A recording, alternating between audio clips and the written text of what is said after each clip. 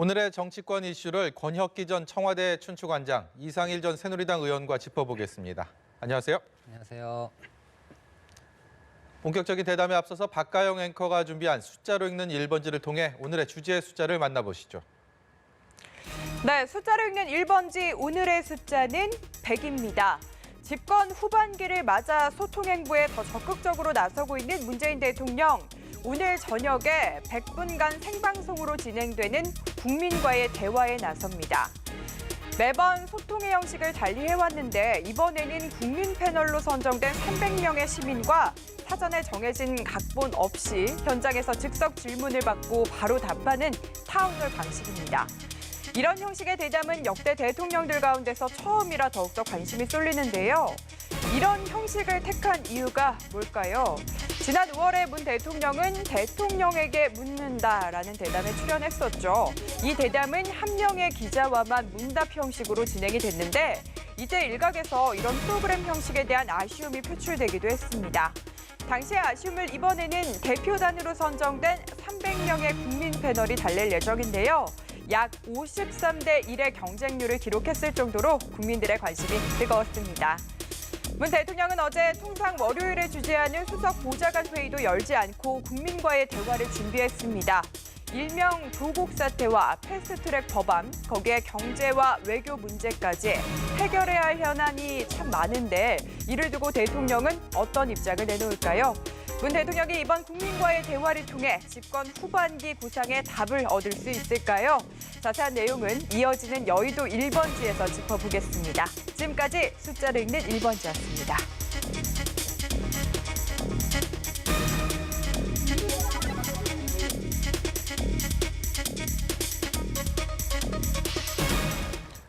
네, 오늘 저녁에 있을 문재인 대통령 국민들과의 대화, 100분간 진행되는 대화에서 앞서서 얘기한 것처럼 각본 없는 자유로운 방식의 타운홀 미팅 방식이라고 하니까 박가영 앵커는 여러 가지 주제에 대해서 얘기를 했는데 이 100분이라는 시간이 그렇게 긴 시간은 아니지 않습니까? 그렇다면 이 다양한 주제 중에서도 어떤 주제를 놓고 좀 더 비중 있게 대화가 이루어질지 관심을 모으는데 일단 먼저 권전원 관장께서 이제 지근거리에서 대통령 보좌했기 때문에 거기에 대한 예상을 저희가 좀 여쭤보겠습니다. 일단 형식명에서 보면 일단 시나리오가 없이 대통령과 패널들 간에 진솔한 일문일답이 진행된다는 건 답변을 하는 대통령이나 질문을 하는 패널이나 긴장되기는 마찬가지입니다. 네. 더군다나 전 국민이 시청하는 생중계로 진행된다는 건 질문자들도 굉장히 긴장감 속에서 진행이 될 것 같고요.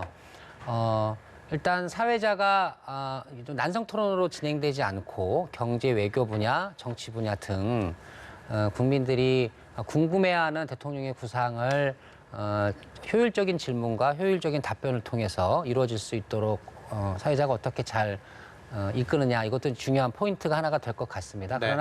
그러나 가장 중요한 요소는 대통령이 평소에 본인이 갖고 있는 생각을 국민들에게 얼마나 가감없이 진솔하게 잘 답변을 하느냐, 이 대통령의 태도가 가장 중요한 요소일 것 같고요.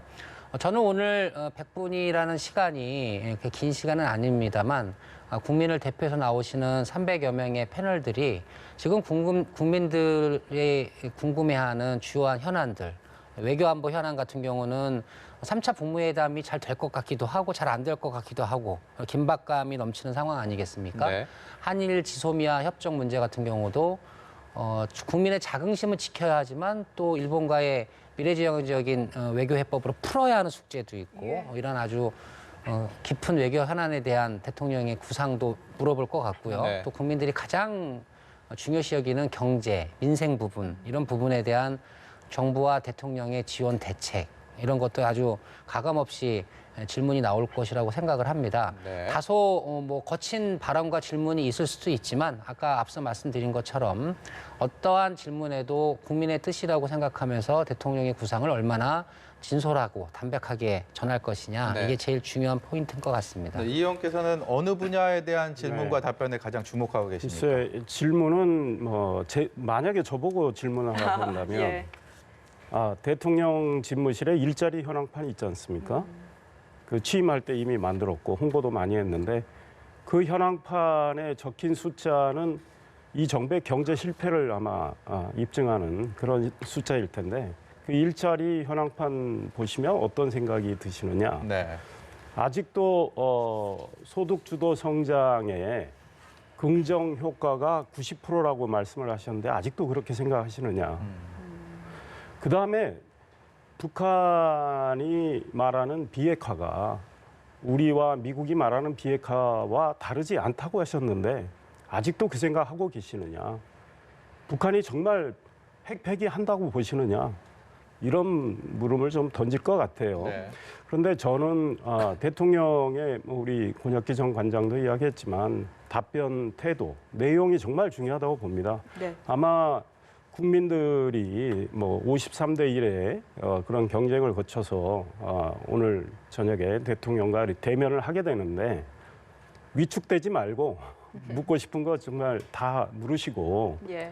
물론 아마 대통령 지지하는 분도 있고 반대하는 분들도 있습니다. 그러니까 그분들이 정말 묻고 싶은 거 대통령께 묻고 네. 대통령은 진솔하게 답변을 하시는 거. 근데 제가 기대하는 건 지금 국정 후반기를 맞아서 이런 형식의 대화를 하는 건데요. 제가 보기에는 전반기는 실패로 점철이 됐습니다. 경제 실패, 민생 실패, 외교 안보 실패, 뭐 심지어 에너지 실패, 주택 정책 실패 많습니다. 인사 실패. 그렇다면 대통령의 책임 윤리가 중요하다고 생각합니다. 그러니까 전반기에 대한 어떤 반성과 성찰 그런 진솔한 말씀을 좀 하셨으면 좋겠다. 그다음에 후반기에는 국정에 어떤 전환을 좀 주겠다. 그러니까 전반기를 답습하지 않겠다. 네. 예컨대 조국 전 장관의 경우에 대통령이 무리하게 임명을 해가지고 불법은 확인되지 않았으니까 그냥 밀어붙였다 이런 말씀하셨지만 지금 아직 뭐 무죄 추정의 원칙에 따르면 뭐 재판까지 가봐야 하는데 이 한 달 좀 넘어서 물러나게 한 이 이유에 대해서도 국민은 궁금해할 것 같아요. 그리고 그래서 이렇게 인사를 대통령이 취임사와 달리 인재를 널리 구하겠다고 그랬어요. 나를 지지하는 그런 사람들과 상관없이 네. 인재는 널리 구하겠다고 그랬는데 그렇게 인사를 제대로 못하신 점에 대해서도 대통령의 어떤 성찰이 필요하고요.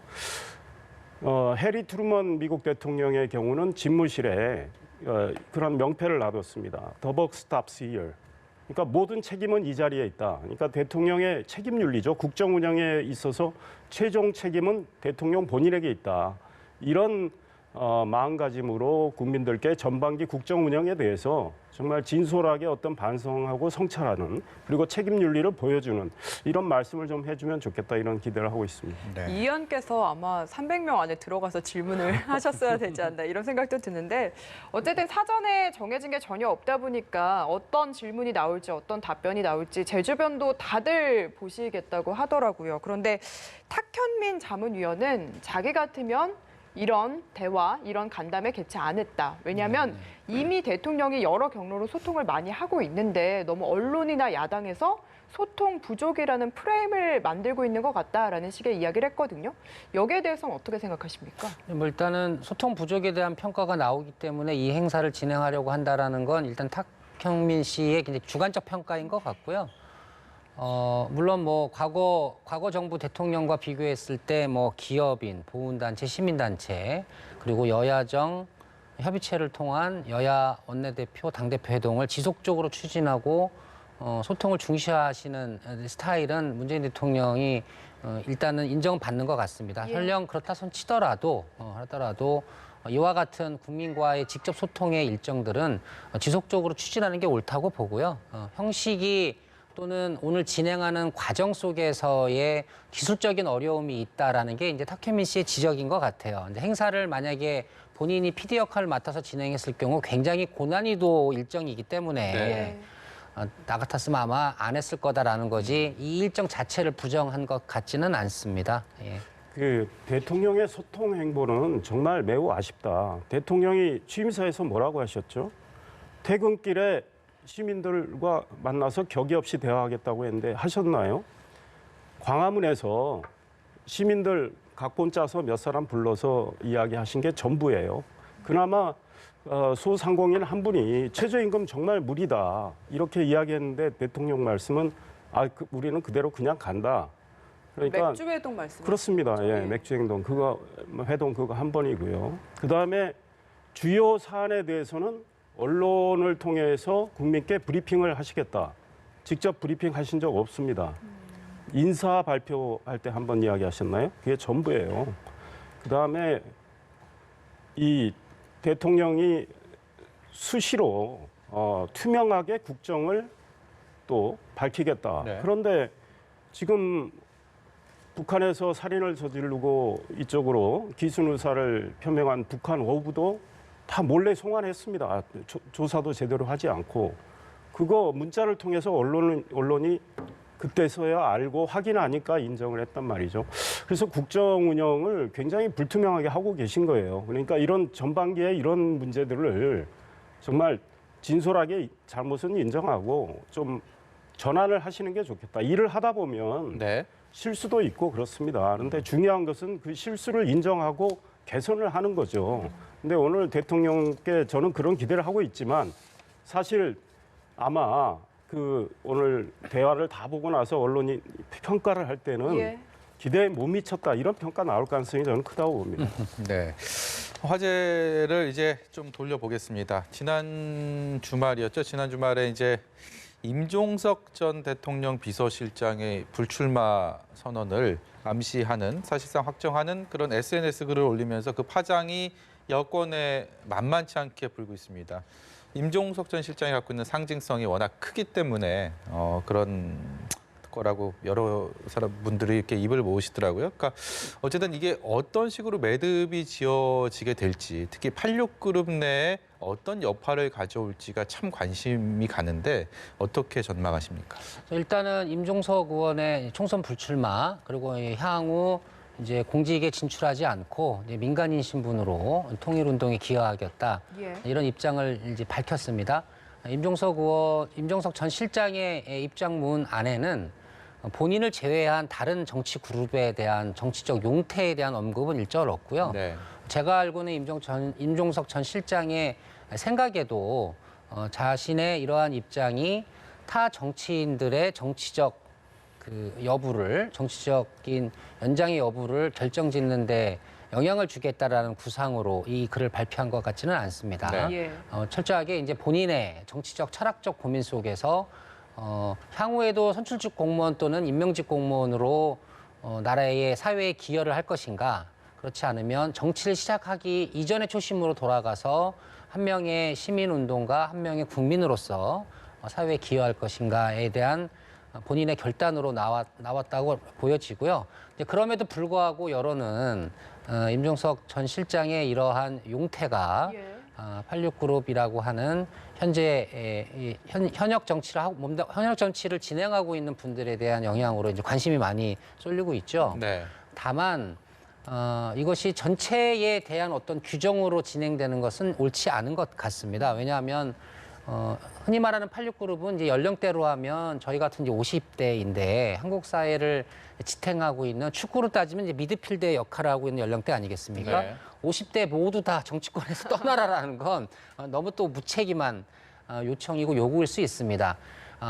각자의 정치적 역정과 향후 정치적 비전 속에서 본인들이 임종석 전 실장처럼 계속해서 정치를 하지 아니하고도 사회에 기여할 수 있는 부분이 있다고 한다면 개별적인 용단에 따른 용태가 이어질 수 있을 것이라고 보고요. 네. 또 여전히 정치권에서 본인의 역할이 필요하다라고 유권자로부터 심판을 받는 사람이 나온다면 뭐 그분의 정치 생명은 당연히 또 연장이 되는 것은 또 옳다고 봅니다. 네. 대표적인 그 쇄신론자로 지금 떠오른 이철희 의원의 글을 보더라도 네. 뭐 그룹으로서의 수명은 다했다 이렇게 진단하고 있거든요. 저는 86그룹이 그룹으로서의 수명을 다했다는 건 동의합니다. 어느 시점에서부턴가 386이 무슨 그룹 정치를 한 적은 없습니다. 네. 그리고 뭐 여야 등 80년대 때 학생운동을 했던 그런 출신들 정치인들을 보면 여야 다양한 그룹에서 정치 활동을 펼쳐왔지 하나의 무슨 그룹화에서 최근 10수년간 정치를 주도한 적은 없거든요. 그래서 그 부분에 대한 평가는 평가대로 남아 있다 할지라도 결국은 이번 총선에 불출마라는 기차에 올라타면서 쇄신론에 동참할 수 있는 의원들의 경우에는 본인의 정치적 결단으로 이 부분에 대한 그 자신의 의지를 드러내지 않을까 이렇게 네. 평가해 봅니다. 민주당 입장에서는 네. 뭐 공천이 앞으로 본격화하게 된다면 총선 전국이 뭐 본격 궤도에 오르고요. 그런 상황이라면 임종석 전 실장의 이번 선택이 결국은 좀 일종의 마중물 역할 아니면 뭐 확장성을 가지고 선택의 폭을 좀 넓힐 수 있는 하나의 기폭제가 되지 않을까 이런 저는 기대감도 그런 있는 것 같아요. 계기로 충분히 작용할 수 있다. 그러니까 임종석 전 실장이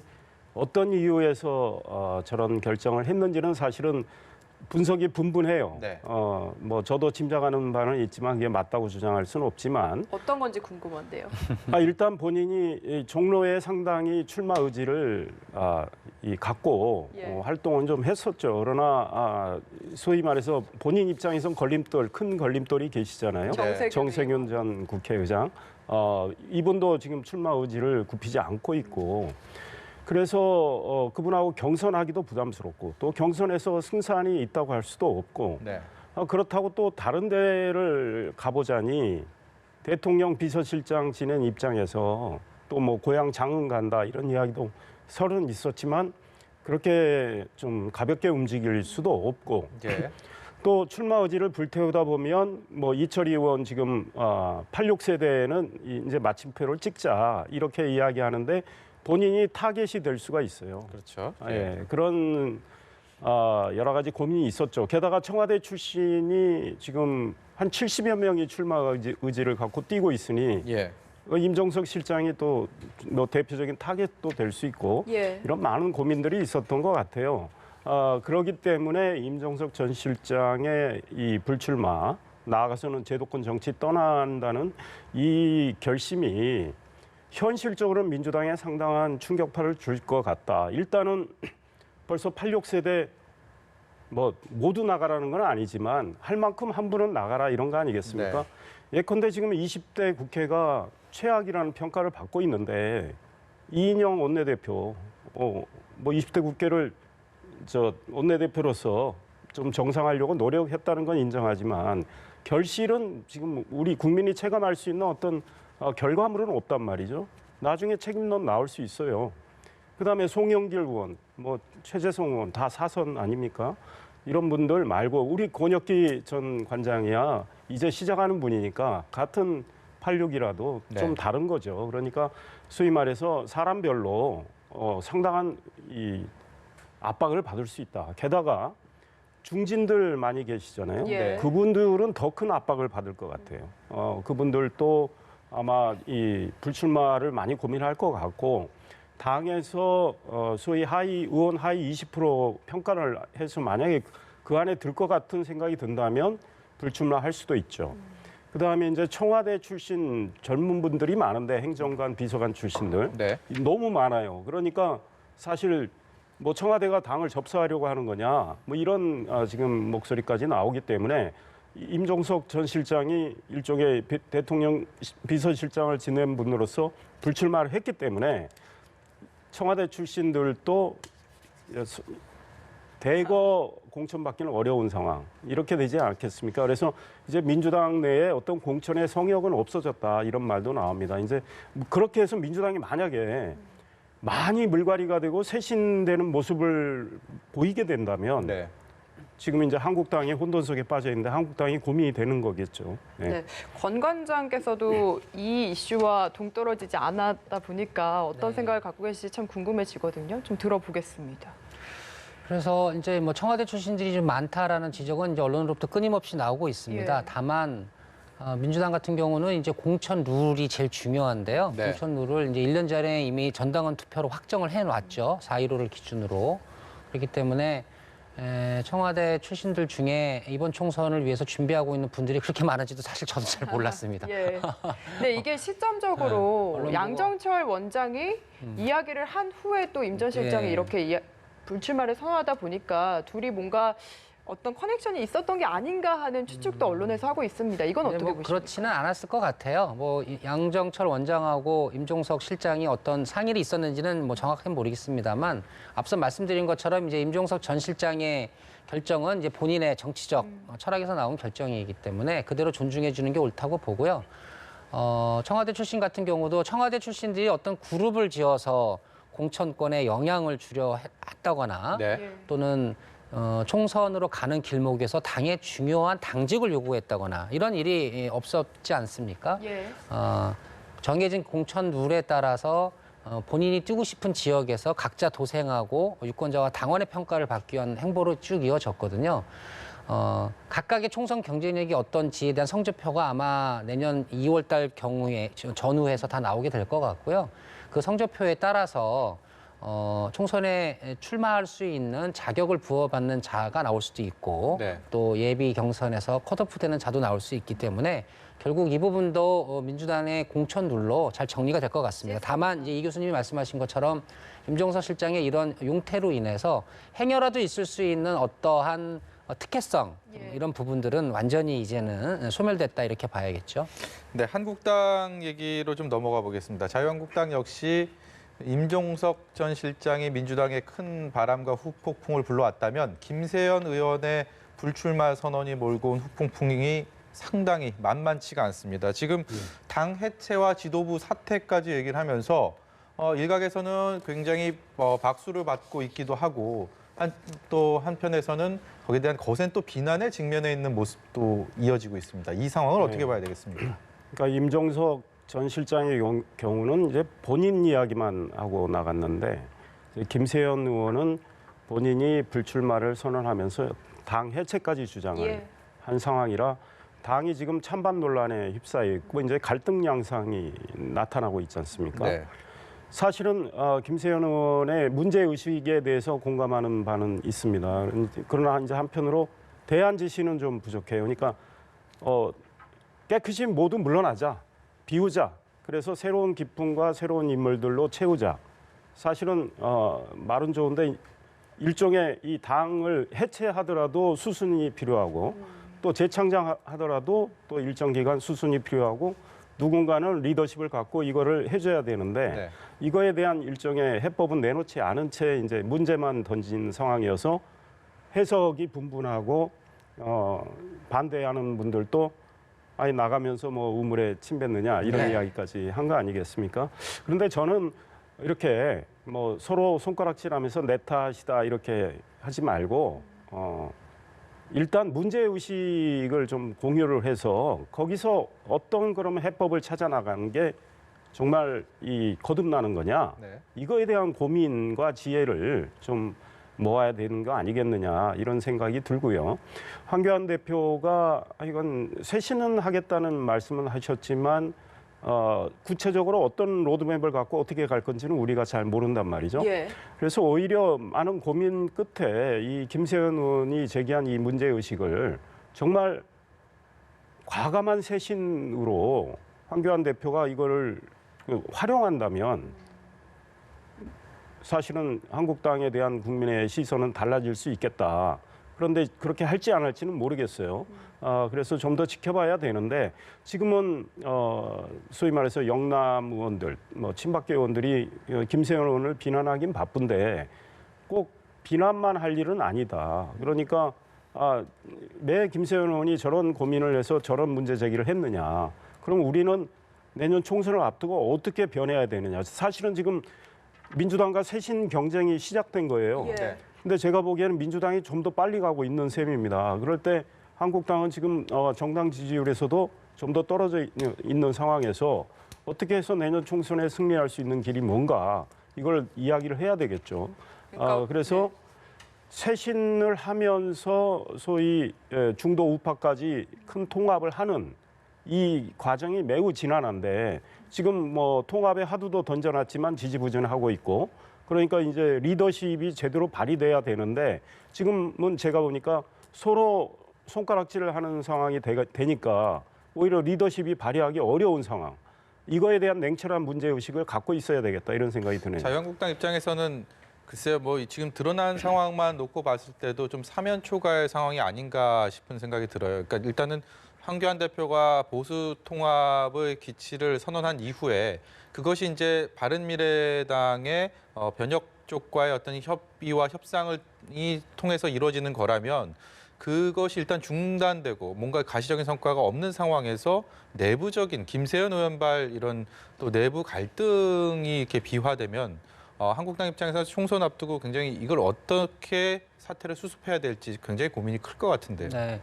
뭐 수학으로 하면 이제 굉장히 난이도가 높은 고차 방정식인 것 같아 보이지만 또 연결돼 있습니다. 예. 제가 볼 때는 김세현 원장이 제기한 전면적인 당의 쇄신 요구와 유승민 의원 등과의 통합 문제가 연결되어 있다고 저는 보여집니다. 네.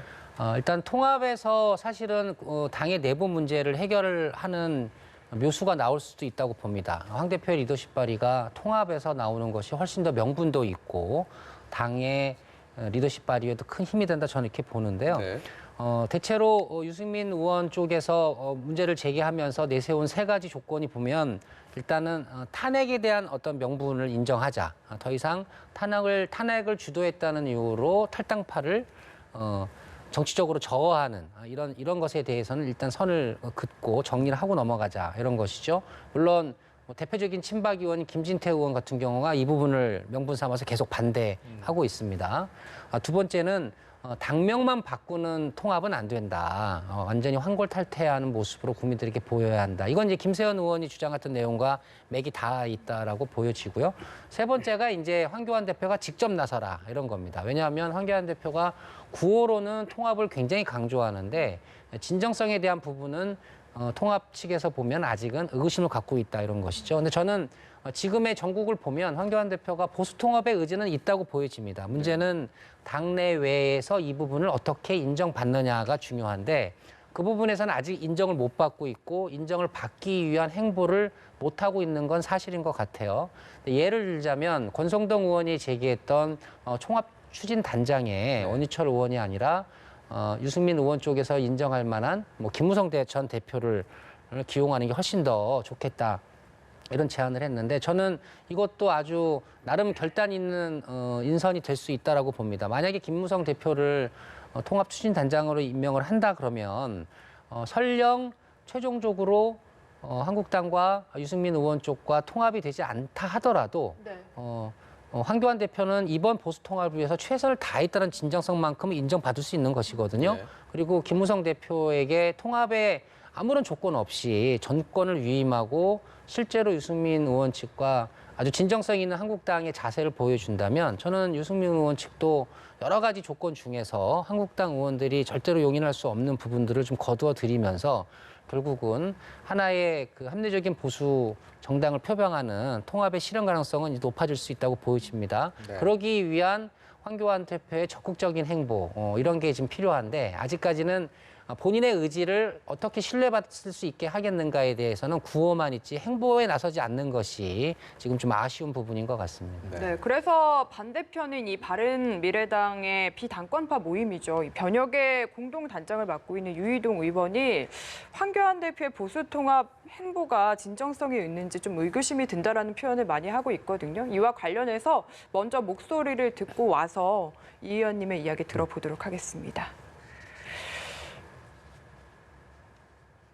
저희는 그거에 그 협상에 응한다는 이야기를 한 적도 없고요. 네. 그렇기 때문에 저희는 그런 뭐 공식적인 뭐 협상단이라고 할까요? 네. 이런 것들 만든 적도 없고 그렇습니다.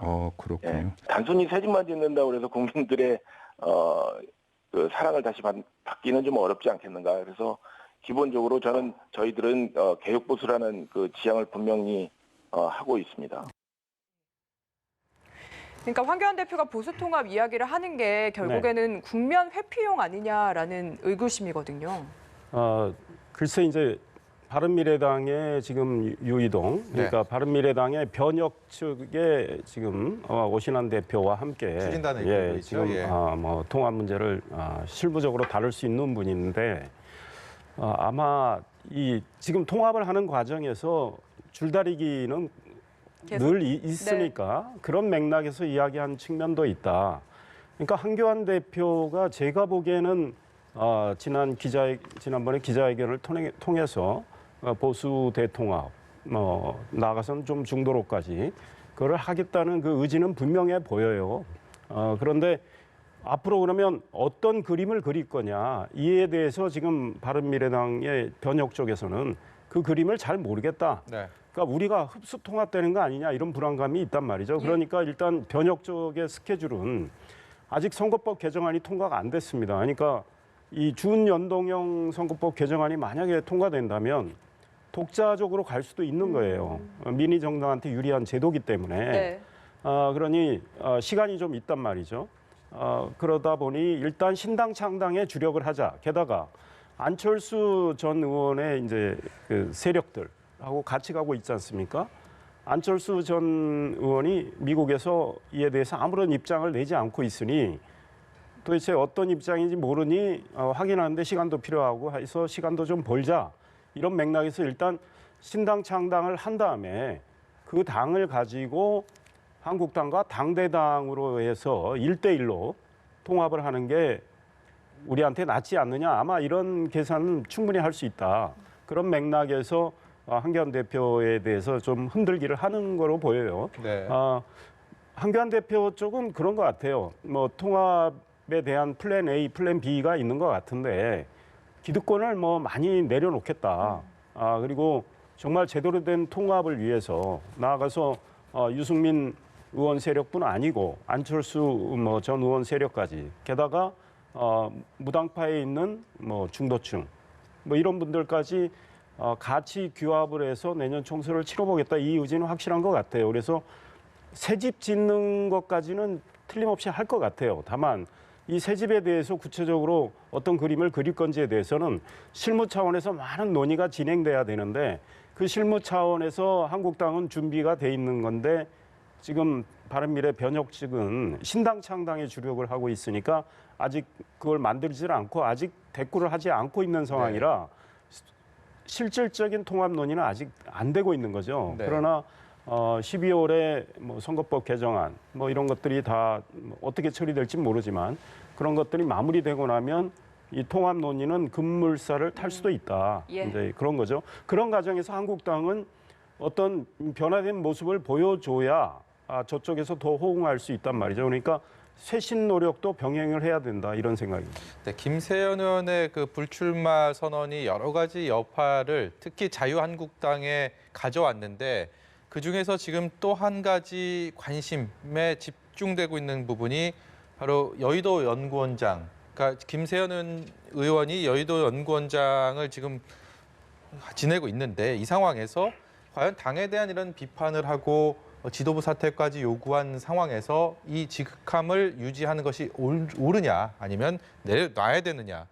특히 총선 앞둔 상황에서 여의도 연구원이 가지고 있는 역할이 굉장히 크기 때문에 여기에 대한 시각이 엇갈리고 있습니다. 두 분의 생각은 어떠십니까? 저는 김세연 의원이 뭐 당 해체를 주장하고 하니까 당의 소위 지도부급 인사들 그리고 중진들은 아니 당신은 여의도 연구원장직을 그대로 갖고 있으면서 당 해체를 주장한다면 자가당착 아니냐 이런 어불성설 아니냐 네. 이런 이야기는 할 수는 있다고 봐요.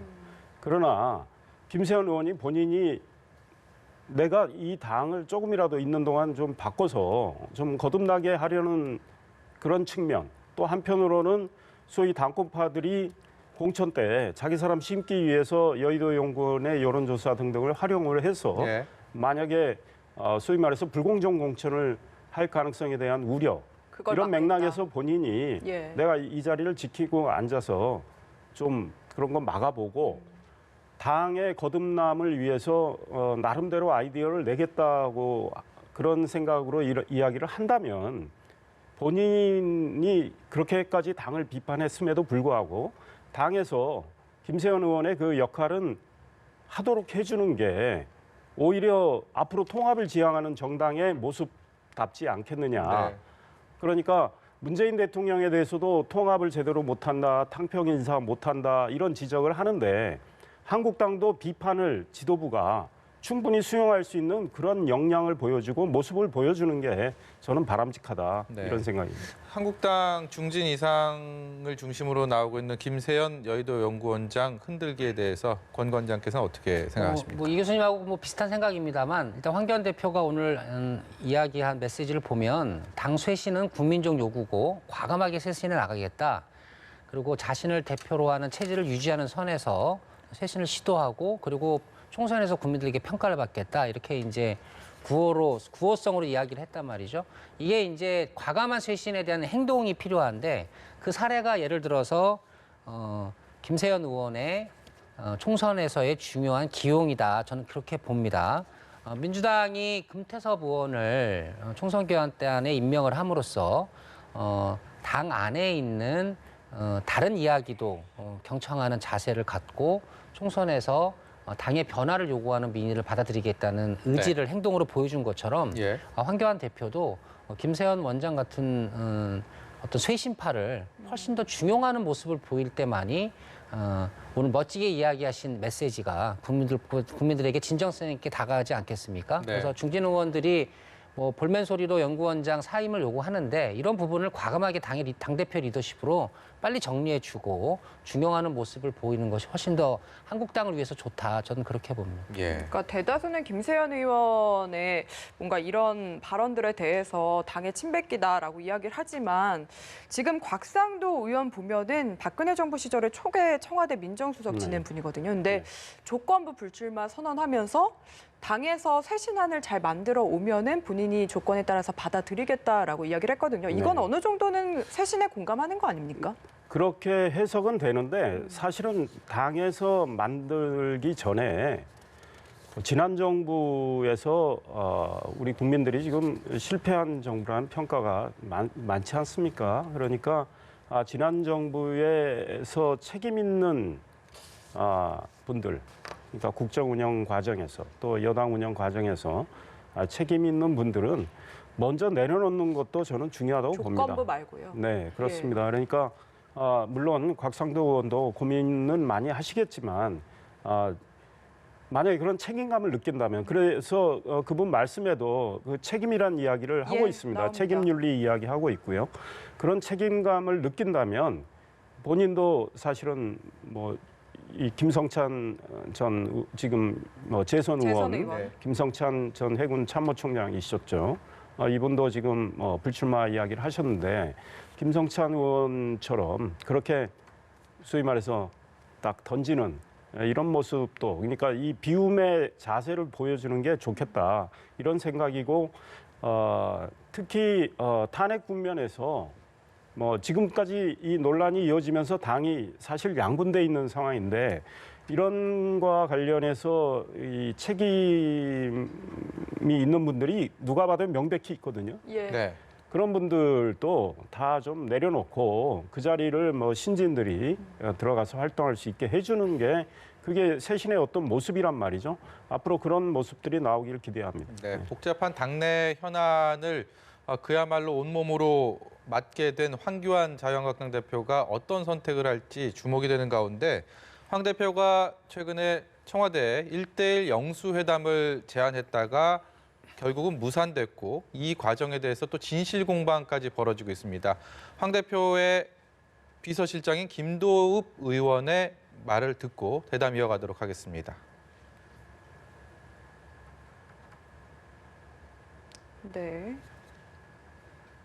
지난번 만찬 상황을 보면 지금 현재 전국 현안에 대해서 진지하게 대통령과 제1야당 대표가 현안을 논의할 수 있는 장이 되지 못하지 않느냐. 그래서 1대1로 영수회담을 하는 것이 맞다. 우리 당의 입장을 전하고 대통령의 전환을 정책 전환을 당부드리기 위해서 시소까지 좀 만나야 되겠다라고 했는데 일단 물리적으로 시간이 없다라는 답변을 최종적으로 해왔습니다. 논점은 두 가지인 것 같습니다. 한 가지는 청와대의 제안을 자유한국당 황교안 대표가 했고 청와대는 거기에 대한 제안을 받은 적이 없다.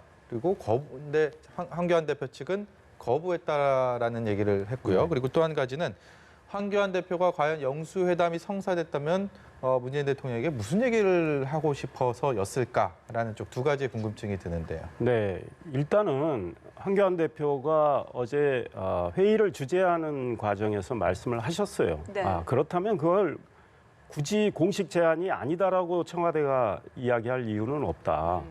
이미 언론을 통해서 제안을 했기 때문에 청와대가 어떤 형식의 문제를 가지고 거부를 한다. 그거는 제가 보기엔 좀 옹졸해 보인다. 그리고 물리적인 시간이 없다. 사실 두 분이 만나면 길어야 2시간인데 대통령 시간 내실 수 있죠. 대통령 요즘 뭐 관저에서 혼자 식사하시는 시간도 꽤 있다는데 저는 얼마든지 시간을 낼 수 있다. 이거는 의지의 문제다. 만약에 두 분이 만난다면 황교안 대표는 이미 이야기를 했죠. 지금 급박하게 지금 마감 시간이 다가오고 있는 지소미아 문제, 현재 가장 중요한 국정 현안이죠. 이에 대해서 정말 진솔하게 대화를 해서 어떤 네. 가닥을 잡아보자 이 문제. 그다음에 뭐 외교와 관련해서 한미 동맹의 문제, 방위비 문제. 대통령 아마 이거는 국회가 할 일 아니냐 뭐 이렇게 생각하시겠지만 황교안 대표는 지금 선거법 개정안 문제. 한국당이 반대하는 가운데 패스트트랙에 일방적으로 태워진 이 선거법 개정안을 그대로 여당이 지금 밀어붙이겠다. 물론 좀 수정을 하겠다는 거지만 준연동형은 그대로 하겠다는 건데 이에 대해서 황교안 대표는 당의 입장을 충분히 이야기하고 대통령과 어떤 접점을 찾아보겠다는 그런 입장이란 말이에요. 그다음에 공수처, 고위공직자 범죄수사처 신설 문제. 이거와 관련해서도 청와대가 그렇게 검찰개혁 강조하는데 이게 진정한 검찰개혁이냐 이런 문제 제기를 하고 싶은 거예요. 네. 그런데 대통령이 지난번에 5당 대표 만나셨죠. 그거는 얼마 안 대통령 됐죠. 예. 어머님이 돌아가셔서 다 이제 야당 대표들이 조문을 하셨기 때문에 그에 대한 감사의 뜻으로 모인 거란 말이죠. 네. 국정 현안에 대한 진지한 논의는 이루어지지 않았단 말이죠. 그러니까 대통령께서 황교안 대표 원내 제1야당 대표고 이런 제안을 한다면 국민과도 소통 행보를 후반기에는 좀 더 하시겠다는 그런 취지니까 충분히 만나셔서 논의를 하시는 게 좋겠다. 네. 그다음에 다른 정당 대표들하고도 또 만나면 좋겠다 이런 생각이 듭니다. 예, 저희가 주어진 시간이 다 돼서요. 권 관장께는 다음 시간에 다시 또 여쭤볼게요. 예. 지금까지 권혁기 전 춘추관장, 이상일 전 새누리당 의원이었습니다. 고맙습니다. 네, 감사합니다.